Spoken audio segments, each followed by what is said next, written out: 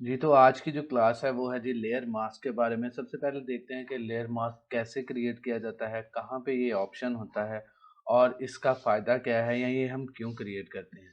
तो जी layer panel जो कि हम ऑलरेडी स्टडी कर चुके हैं, इसमें यहाँ पे नीचे एक ऑप्शन है जी ऐड अ मास्क का। तो इस ऑप्शन से जो है इस इमेज में हम मास्क क्रिएट करते हैं। मास्क क्यों क्रिएट किया जाता है?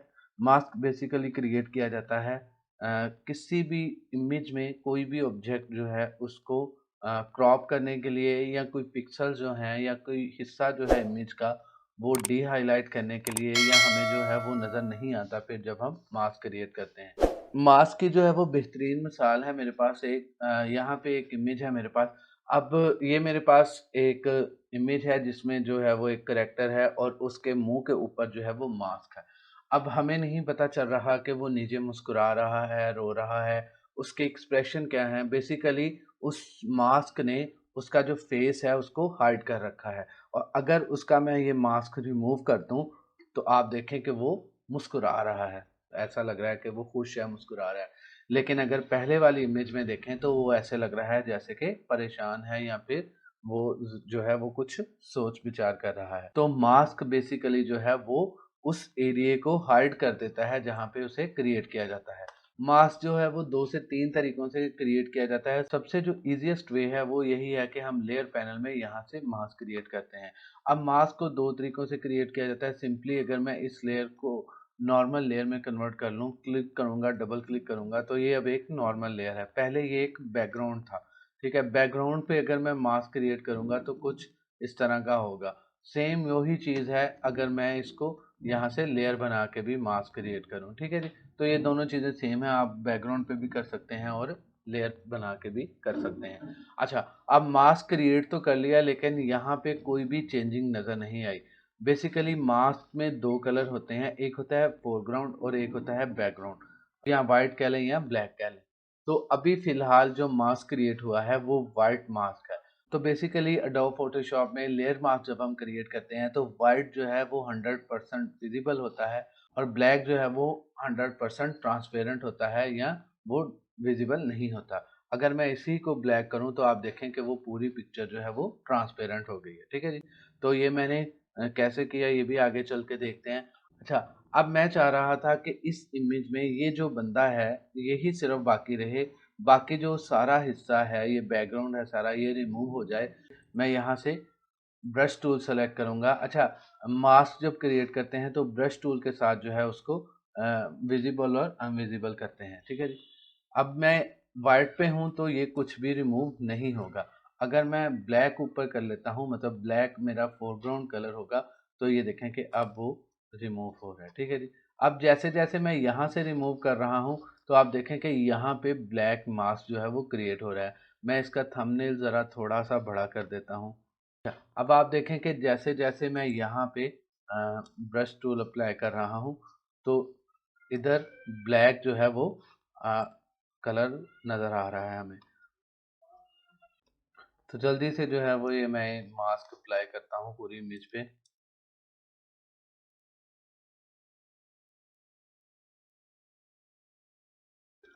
तो यहाँ पे मैंने जो है वो मास्क क्रिएट कर लिया है। अब आप देखें कि व्हाइट हिस्सा जो विज़िबल है वो व्हाइट हिस्सा है और जो अनविज़िबल है, जो हमें नज़र नहीं आ रहा वो ब्लैक में कन्वर्ट हो चुका है, वो ट्रांसपेरेंट हो चुका है। और दूसरी चीज़ ये कि यहाँ पे मैंने जब रिमूव किया तो यहाँ से इसकी कैप, यहाँ से कुछ पिक्सल यहाँ पे और यहाँ पे जो है वो हिस्सा बाकी रह गया। यहाँ से जो है वो थोड़ा हिस्सा ज़्यादा रिमूव हो गया। तो अब मुझे क्या करना चाहिए कि मैं चाह रहा था कि क्लैरिटी आए तो मैं इसको जो है वो दोबारा पे वाइट अपना फोरग्राउंड कलर करके मैं इसको वापस लेके आ सकता हूँ, ठीक है? यही एक बिग डिफरेंस है मास्किंग में कि अगर मैं इसको वैसे ही मतलब नॉर्मल बैकग्राउंड रिमूव करता तो फिर ये जो है वो मैं अंडू नहीं कर सकता था मतलब इसको जो है वो वापस नहीं लेके आ सकता था लेकिन मास्किंग में ये है कि मैं इसको वापस लेके आ सकता हूँ। अच्छा, अब मास्किंग का एक और फ़ायदा है कि अगर मैं इस इमेज को सेव कर दूँ तो भी मैं इसको जो है वो चेंज कर सकता हूँ। अब एक बात मैं आपको यहाँ पे बता दूँ कि इसको कहते हैं नॉन डिस्ट्रक्टिव लेयर। अच्छा, अब इसमें और डिस्ट्रक्टिव लेयर में क्या फ़र्क है? डिस्ट्रक्टिव और नॉन डिस्ट्रक्टिव 2 तरह के लेयर होते हैं। अच्छा, अभी फ़िलहाल ये नॉन डिस्ट्रक्टिव है। अगर मैं ज़रा तेज़ी-तेज़ी से काम करता हूँ, अगर मैं इसको सेव कर लूँ और इसका ये जो थोड़ा-सा हिस्सा है मैं पहले रिमूव कर देता हूँ, ऐसे। अब अगर इसको मैं जो है वो सेव कर लेता हूँ और इसको बंद कर देता हूँ, तो आप देखें कि यहाँ पे मेरे पास ये आ गई इमेज। और अब अगर मैं इसको दोबारा से अंडू करना चाहता हूँ, मतलब मैं इन दोनों तीनों हिस्सों को सही करना चाहता हूँ, तो मैं मास्क पे आके वाइट कलर जो है वो करके और यहाँ से ब्रश टूल सेलेक्ट करके इसको वापस लेके आ सकता हूँ। ठीक है जी। और अब अगर यही काम जो है वो मैं इरेजर के साथ करता हूँ, मिसाल के तौर पे हम इस मास्क को डिलीट कर देते हैं और मैं इरेजर के साथ जो है वो ये काम करता हूँ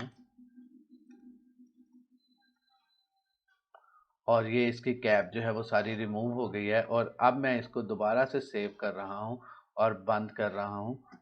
अब जब मैं इसको ओपन करूँगा तो अब मैं इसको अंडू नहीं कर सकता, मतलब अब इसको जो है वो मैं सही नहीं कर सकता क्योंकि इसका यहाँ पे मास्क नहीं है। ठीक है जी। तो 2 तरह के लेयर थे, ये जो है ये डिस्ट्रक्टिव लेयर था और जो मास्किंग के साथ था वो नॉन डिस्ट्रक्टिव लेयर था। दोबारा से ये इमेज मैंने ओपन की है और यहाँ पे एक दो बातें अहम थी जो इसी क्लास में जो है वो कवर होनी लाजमी थी। पहली बात तो ये कि मास्क जो है वो पहले मैं सिर्फ क्रिएट कर रहा था यहाँ से और फिर मैं इरेजर के साथ उसको जो है वो रिमूव कर रहा था जो पार्ट मुझे नहीं चाहिए। लेकिन आप जो है वो क्विक सिलेक्शन के साथ भी किसी ऑब्जेक्ट को सेलेक्ट करके तो उस पे मास्क अप्लाई कर सकते हैं। ये बेहतरीन तरीका है मास्क अप्लाई करने का। मैं तो हमेशा जो है वो पहले क्विक सिलेक्शन के साथ सेलेक्ट करके ऑब्जेक्ट को तो फिर ही मास्क जो है वो अप्लाई करता हूँ। इसमें यह है कि टोटली तौर पे ऑब्जेक्ट जो है वो सेलेक्ट हो चुका है। अगर बिलफर्ज ये मेरा हिस्सा थोड़ा सा इसकी गर्दन के पास बैक पे अगर रह भी गया है तो मैं इसको जो है वो मास्किंग में सही कर लूँ। ये हिस्सा मैं खुद छोड़ रहा हूँ ताकि फिर हम मास्किंग में जो है इसको क्लियर कर लें। तो अब सिंपली मैंने यहाँ से मास्क क्रिएट किया तो आप देखें कि मेरे पास जो है मास्किंग का रिजल्ट बेहतरीन आया है। अब ये हिस्सा बाकी था जो रह गया था तो मैंने वाइट जो है वो अपना फोरग्राउंड कलर करके यहाँ से ब्रश टूल सेलेक्ट करना है और इस हिस्से पे थोड़ा सा अप्लाई कर लेना है मास्क। ठीक है जी। तो ये तकरीबन जो है वो 100% इस इमेज का रिजल्ट मुझे मिल गया। अच्छा, अभी थोड़ी देर पहले मैंने किया था कि ये जो हिस्सा है ये जो पर्सन था ये रिमूव हो गया था और बाकी जो बैकग्राउंड था वो सारा विजिबल हो गया था। तो उसको कहते हैं इन्वर्ट, उसकी शॉर्टकट की है कंट्रोल आई। अगर मैं मास्क पे रख के कंट्रोल आई करूं तो अब मुझे वो बता रहा है कि ये वाला हिस्सा जो है वो आपने रिमूव किया है और यहाँ से अभी भी आप देखें कि थोड़ा सा जो वो उसके हेयर हैं और उसकी कैप है वो बाकी है। तो मैं इसके ज़रिए भी यहाँ पे मैं ब्लैक जो है वो ऊपर कर लेता हूँ क्योंकि मैंने इस हिस्से को ट्रांसपेरेंट करना है तो मैं इसको ट्रांसपेरेंट कर लूँगा। ठीक है जी। अब इसको मैं दोबारा से कंट्रोल आई करूँगा तो वो दोबारा से यही ऑब्जेक्ट आ जाएगा। अभी मैंने आपको बताया था कि मास्क अगर हमने किसी इमेज पे क्रिएट किया हो तो ब्लैक जो है वो उसको ट्रांसपेरेंट कर देता है और वाइट जो है वो उसको विजिबल कर देता है। लेकिन एक चीज़ होती है जी, ग्रे स्केल। अगर मैं इस पे कोई ग्रे कलर जो है वो अप्लाई करता हूँ मास्क के ऊपर तो आप देखें कि ये सेमी ट्रांसपेरेंट होना शुरू हो जाएगा। मतलब ना ये टोटली तौर पे जो है वो विजिबल है, ना ही टोटली तौर पे ये इनविजिबल है।